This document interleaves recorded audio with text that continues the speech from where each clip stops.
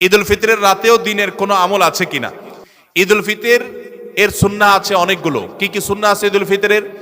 ঈদের চাঁদ উঠার পর থেকে প্রথম আমল হলো ফিতরা দেওয়া।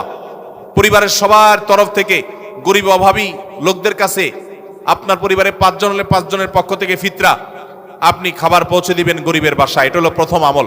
দ্বিতীয় হলো ঈদের চাঁদ দেখা গেছে, তাকবীর শুরু করবেন, আল্লাহু আকবার, আল্লাহু আকবার, লা ইলাহা ইল্লাল্লাহু, আল্লাহু আকবার, আল্লাহু আকবার ওয়ালিল্লাহিল হামদ।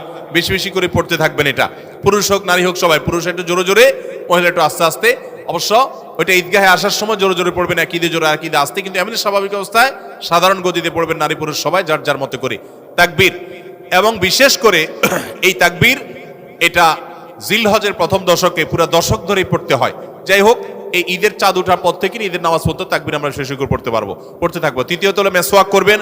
4 নম্বর হলো গোসল করবেন ঈদের দিন উপলক্ষে। 5 নম্বর হলো সুন্দর পোশাক পরবেন, যা আছে এর মধ্যে সুন্দর, নতুন হওয়া জরুরি না। 6 নম্বর হলো সুগন্ধি ব্যবহার করবেন। 7 নম্বর হলো আপনার খেজুর খেয়ে তারপরে ঈদগাহে আসবেন, খেজুর খেয়ে মিষ্টি মুখ করে ঈদ উল ফিতর ঈদগাহে আসবেন। এরপরের সুন্নাত হলো যে রাস্তায় ঈদগাহে যাবেন আরেক রাস্তায় ঈদগাহ থেকে ফেরত যাবেন। এগুলো হলো ঈদের সুন্নাহ।